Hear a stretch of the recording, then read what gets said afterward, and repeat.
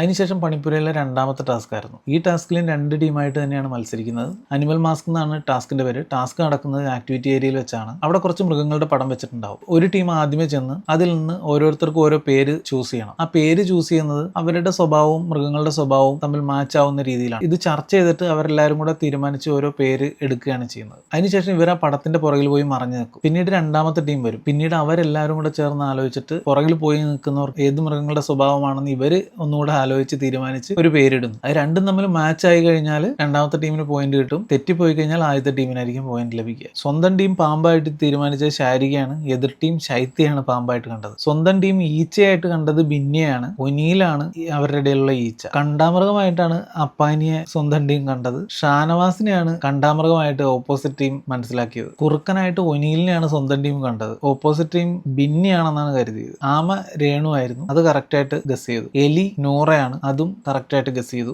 സിംഹം ഷാനവാസ് ആണെന്നാണ് പറഞ്ഞത്, പക്ഷെ അവര് ഗസ് ചെയ്തത് ജിസേലിനെ ആയിരുന്നു. പട്ടി ജിസേലായിട്ടായിരുന്നു ഇവര് തീരുമാനിച്ചത്, പക്ഷെ അവര് അപ്പാനിയാണ് പട്ടിയായിട്ട് കണ്ടത്. ഓന്ത് ശൈത്യയാണ് തീരുമാനിച്ചിരുന്നത്, പക്ഷെ ശാരികയാണ് അവർ ഓന്തായിട്ട് കാണുന്നത്. രണ്ടാമത്തെ ടീം പോയപ്പോൾ സ്വന്തം ടീം ഒറ്റക്കൊമ്പനായിട്ട് കണ്ടത് അനീഷിനെയാണ്. ഓപ്പോസിറ്റ് ടീം എടുത്തത് അഭിലാഷിന്റെ പേരായിരുന്നു. ഹൈനയായിട്ട് കഴുതപ്പുലിയായിട്ട് കണ്ടത് ആദിലയാണ്, അത് ഓപ്പോസിറ്റ് ടീം കറക്റ്റായിട്ട് ഗസ് ചെയ്തു. കഴുതയായിട്ട് സരികയാണ് പറഞ്ഞത്. ഓപ്പോസിറ്റ് ടീം അനീഷിനെയാണ് കഴുതയായിട്ട് കണ്ടത്. കഴുകനായിട്ട് കണ്ടത് അക്ബറിനെയാണ്, അതും കറക്റ്റായിട്ട് ഗസ് ചെയ്തു. കൊതുകായിട്ട് കണ്ടത് അനുമോളയാണ്. ഓപ്പോസിറ്റ് ടീം പറഞ്ഞത് റെനയുടെ പേരാണ്. പൂച്ചയായിട്ട് റെനയാണ് തിരഞ്ഞെടുത്തത്. ഓപ്പോസിറ്റ് ടീം ഗസ് ചെയ്തത് അനുമോളാണെന്നാണ്. സിംഹമായിട്ട് തിരഞ്ഞെടുത്തത് ആര്യനെയാണ്, അത് അവർ കറക്റ്റായിട്ട് ഗസ് ചെയ്തു. അരണയായിട്ട് സ്വന്തമായിട്ട് തീരുമാനിച്ചത് അഭിലാഷാണ്. ഓപ്പോസിറ്റ് ടീം ഗസ് ചെയ്തത് സരികയാണ്. കുരങ്ങനായിട്ട് നെവിനെയാണ് കണ്ടത്, അത് ഓപ്പോസിറ്റ് ടീം കറക്റ്റായിട്ട് ഗസ് ചെയ്തു. ഈ ഗെയിമിലും 4-2 എന്ന രീതിയിൽ എ ടീം വിജയിക്കുകയാണ് ചെയ്തത്. പണിപ്പുരയിലേക്ക് പോകാൻ എല്ലാവരും ചേർന്ന് തിരഞ്ഞെടുത്തത് ബിന്നിയാണ്. അതിനുശേഷം കഴുതയെ ചൂസ് ചെയ്തതിനെ പറ്റി ഷാനവാസും അനീഷും തമ്മിൽ ഒരു ക്യാറ്റ് ഫൈറ്റ് ആണ്. പിന്നീട് ജിസേലും ഷാനവാസും തമ്മിൽ സംസാരിക്കുന്നുണ്ട്. കുറച്ച് സാധനങ്ങളൊക്കെ ജിസേലിന്റെ മനസ്സിലേക്ക് ഷാനവാസ് നൈസായിട്ട് ഇട്ടുകൊടുക്കാൻ ശ്രമിക്കുന്നുണ്ട്. ശരത്തിനെ പറ്റി അക്ബറിനെ പറ്റിയൊക്കെയാണ് സംസാരിക്കുന്നത്. അക്ബർ